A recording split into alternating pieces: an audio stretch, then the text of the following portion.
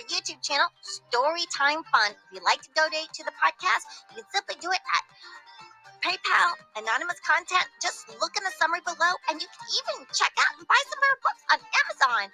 Okay, so let's read the amazing story all the way from India called The Charmed Ring.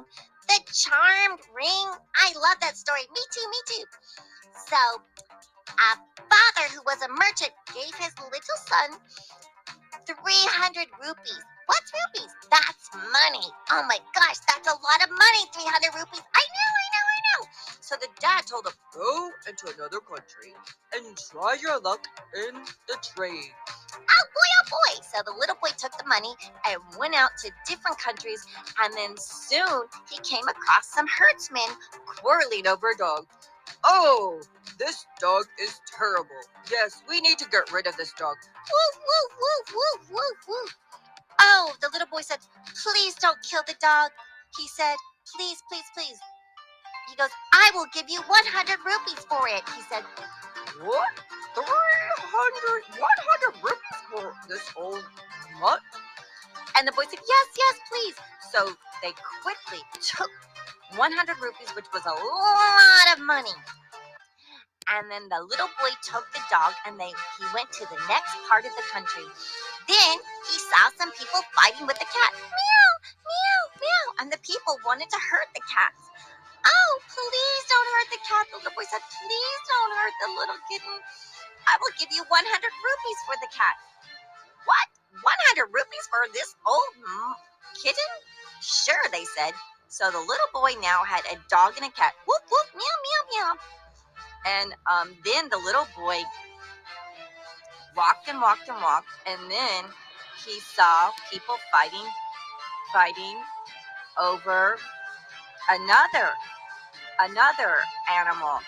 And then the little boy went, and he said, oh gosh, they were fighting about a snake that had been caught in the village. And some of the people wanted to get rid of it. And the little boy goes, oh, please don't hurt the snake. I will give you 100 rupees. And they said, 100 rupees for a snake? Sure. They laughed at him. What? How silly.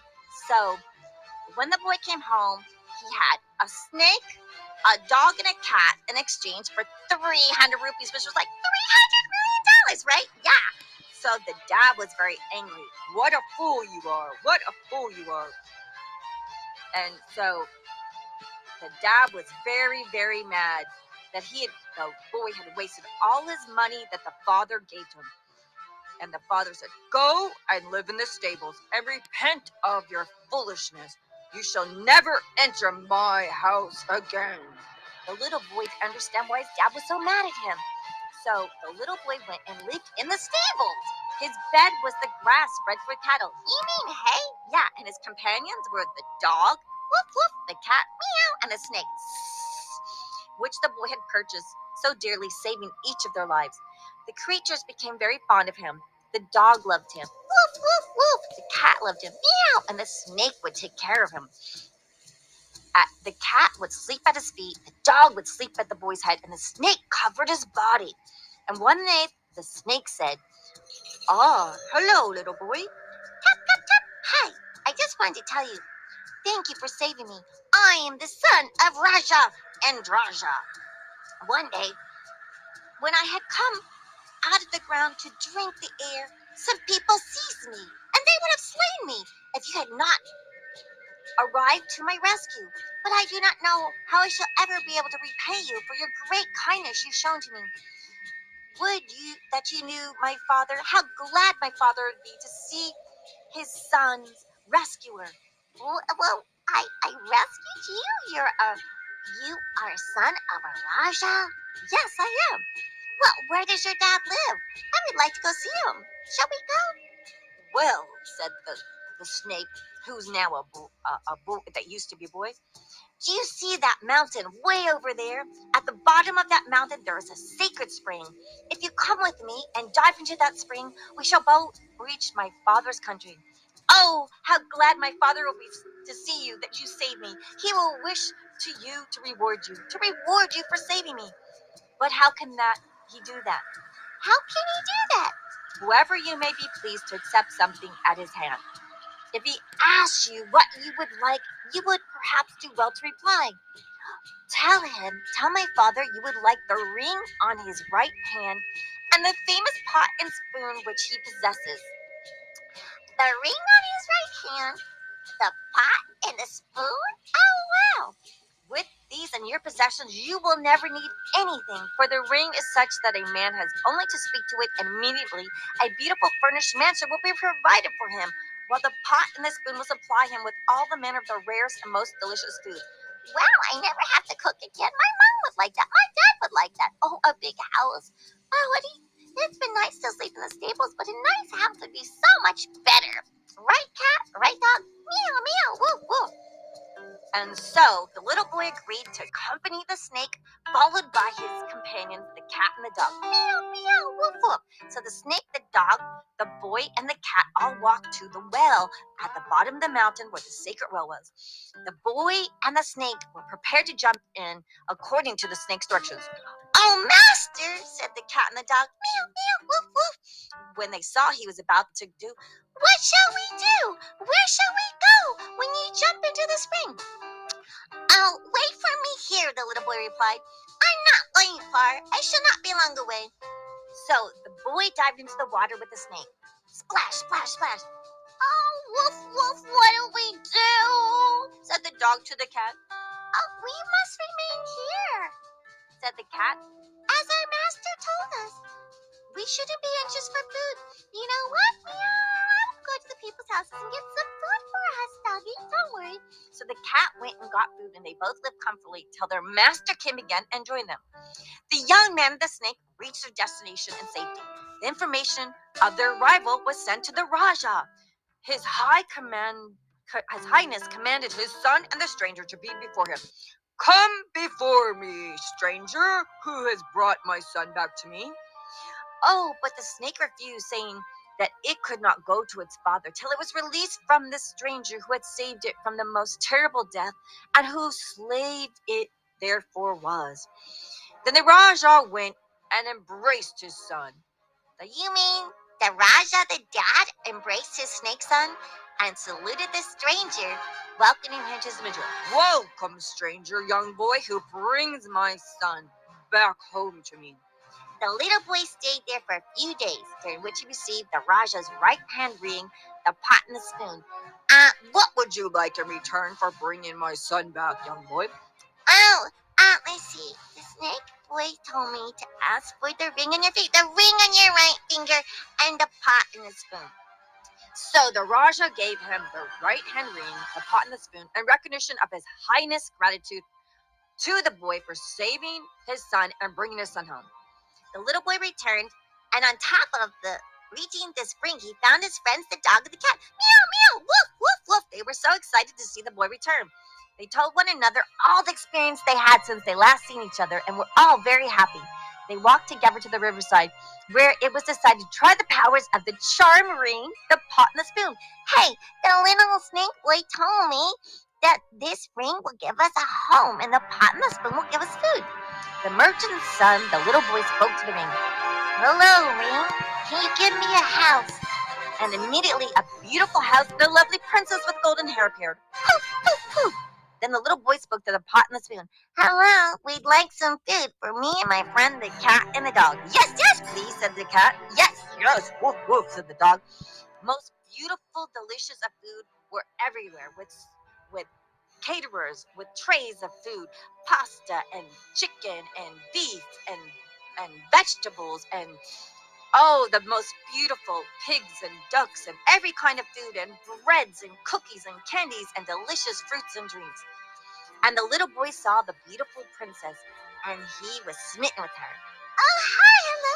Oh, hello, how are you? Said the little girl said, and they were very happy and became friends, and soon started dating, and even married the princess, and they lived happily ever after, until one morning the princess, while arranging her toilet, put the loose hairs into a hollow bit of reed and threw them into a river that flowed under the window. The reed floated on the water for many miles and was at last picked up by the prince of that country, who picked it up and saw the golden hair. On finding it, the prince rushed off to the palace, locked himself up in his room, and would not leave it. He'd fallen desperately in love with the woman with the blonde hair he had picked up, and refused to eat or drink or sleep or move until she was brought to him. The king, his father, was in great distress about the matter and did not know what to do. He feared his son would die and leave him without an heir. At last he determined to seek the counsel of his aunt, who was an ogress. Yes, and the old ogress who told the king she bade him not to be anxious, as she felt certain that he would succeed in getting a beautiful woman for his son's wife. She assumed the shape of a bee and went buzzing along and buzzing, and her keen sense of smell brought her to the beautiful princess who was living with a boy with the magical ring who saved the snake. And she appeared as an old hag, holding in one hand a stick. She introduced herself to the beautiful prince and said, I am your aunt, who you've never seen before because I left this country after her birth. The princess embraced and kissed the princess by way of adding forced her words. The beautiful princess was thoroughly deceived when she embraced him. She returned the ogress' embrace and invited her to come and stay in the house as long as she could, and treated her with such honor and attention that the ogress thought to herself, I shall soon accomplish my errand. And the princess and the little boy thought it was the little girl's aunt, and they took her in. When she had been living in the house 3 days, she began to talk of the charmed ring and advised her to keep it instead of her husband, because the latter was constantly out shooting and on other such expeditions and might lose it. And the beautiful princess asked her husband for the ring. Can I have your ring, my dear husband, she said, because you're always going out on expeditions and shooting and going hunting and stuff like that. You might lose the ring. So the husband, who loved the princess dearly, gave her the ring. The ogress waited another day before she asked to see the ring. Doubting nothing, the beautiful princess complied. Can I see your ring, princess, dear niece, said the ogress, pretending to be her aunt. Oh, yes. And the ogress seized the ring and, resuming the form of a bee, flew away with it to the palace. Oh, my ring, oh, my ring, oh, my ring. There at the palace, the prince was lying nearly at the point of death because he had fallen in love with the girl's hair. Rise up, be glad, more no more, she said to him. The woman to whom you earn will appear at your summons. So here is the charm whereby you may bring her before you with this ring. The prince was almost mad with joy. Oh my gosh, when he heard the words, and was so desirous of seeing the beautiful princess that he immediately spoke to the ring. Oh, ring, you bring the beautiful fair princess to me and the house. And so, poof, the house and the palace and the garden appeared. He entered the house, and the beautiful princess was there, and he saw her, and she was like, oh, she's so beautiful. And he wanted her to be his wife. Seeing no escape from the difficulty, she consented on the condition that he would wait 1 month for her. You must wait 1 month for me, because I'm married and I have to figure this all out. So, meanwhile, the merchant's son, the original boy with the ring, had returned home from hunting and was just terribly distressed when he came home not to find his house or his wife. Where's my house? Where's my wife? Where's everything? Dad, there was that place only, just as he knew it before he tried the charmed ring which Raha and Draja had given him. He sat down the little boy, determined to put it into himself, and the cat and the dog came up. They had gone away and hidden themselves when they saw the house and everything disappear. Woof, woof, meow, meow. Oh, master, stay at your hand. Your trial is great, but it can be remedied. Give us 1 month and we will go and try to recover your wife and your house. Go, said the boy, and may the great God aid in your efforts. Bring back my wife, and I shall live. He was so distraught, the little boy said to the cat and the mouse, meow, meow, woof, woof. So the cat and the dog started to run. They did not stop until they reached the place where the lady princess, the mistress, and the house had been taken. Oh, we may have some difficulty here, said the cat. Meow, meow. Look, the king has taken our master's wife and the house for himself. You stay here and I will go in the house and try to see her and talk to her. Meow, meow. The cat said to the dog. So the dog sat there. Woof, woof. The cat had climbed up to the window of the room where the beautiful princess was sitting and entered. The princess recognized the cat. Oh, hello, cat. Hi. And the cat said, come with me. She said, but there's no way to escape from the hands of these people, she said. Yes, replied the cat. Meow, if you can tell me where the charmed ring is. Oh, the ring is the stomach of that old ogress woman who pretended to be my aunt, she said. Oh, all right, said the cat. I will recover it. Meow, meow. If we once get it, everything is ours. Everything will be ours again. So the cat descended the wall of the house and went down and laid by a rat's hole and pretended she was dead. Now, at the time of the great wedding, chanced to be going among the rat community of the place, and all the rats in the neighborhood were assembled in this one particular mine by which the cat had lain. The eldest son of the king of the rats was about to be married.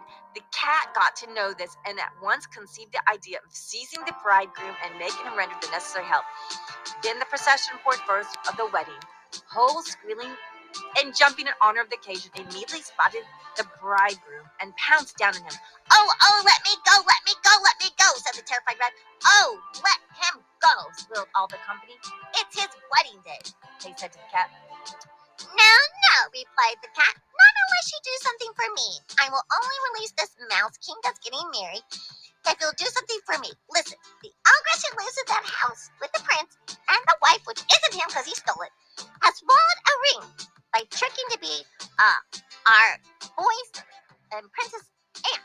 And then she took the ring and took everything from my master, and which I want very much. If you will procure it for me, I will allow the rat to depart unharmed. If you do not, the prince rat dies under my feet. Oh, no, said all the mouse. Okay, we will get the ring for you. Yeah, if we do not get the ring for you, devour us all. Wow. Then the rat scolded off, and they accomplished the thing at night when the ogress was sleeping. The rats tiptoed onto her bedside, climbed up on her face, and inserted their tail between her throat. And the ogress coughed.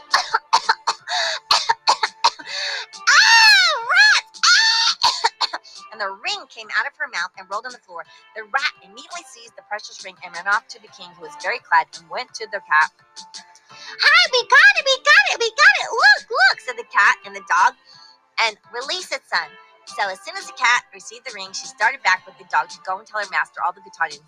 All seemed safe and now. They only had to give the ring to the boy, and he would speak to it, and the house and the beautiful princess would again be them, and everything would go as happily as before. Oh, master, they read. Look, the dog swam in the cat. Now, the dog was jealous of the cat, so he asked for the ring and threatened to throw the cat into the water if he did not give it to him, whereupon the cat gave the ring. Oh, the dog once dropped it, and a fish swallowed it. Oh, now what should we do, said the dog. Well, you should have been jealous of me, said the cat. We were on our way home. What is done, replied the cat. We must try to recover it. If we do not succeed, we'd better drown ourselves in the stream. I have a plan. You go and kill a small lamb and bring it to me. Oh, all right, said the dog and ran off. He came back with the lamb and gave it to the cat. The cat got inside the lamb and lay down and telling the dog to go away a little distance to be quiet.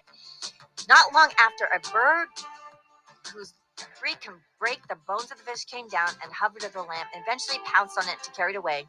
On this, the cat came out and jumped onto the bird and threatened to kill it if it did not recover the lost ring. You get me that ring, because I know you can get that fish in the ring. So the bird went and got the ring. Come along now that I got the ring back, said the cat to the dog, and don't try to take it. And the dog was like, no, it will not unless you let me have the ring. I will carry it. Let me have it. So they fought again, and this time the ring was picked up and carried off by a kite.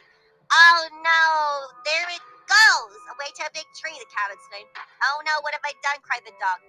You're a foolish thing. Why, I can't believe you took it again. Oh, you're causing so much trouble, said the cat. But stop your barking. Well, you'll frighten away the birds to someplace else where we should not be able to get the ring. Come along, let's go get the ring. We must get the ring, or our master will be so upset and die from grief and success and terrible sadness. So the dog was ashamed of himself, begged the cat to pardon for all the trouble it had given him. He was afraid to ask for the ring the third time, so they both reached their sorrowing master was so upset and gave him the precious charm. In a moment, his sorrow was turned to joy. He spoke to the ring. Ring, ring, bring me back my beautiful wife and house. And poof, poof, the house and the wife appeared, and everybody was happy as ever could be.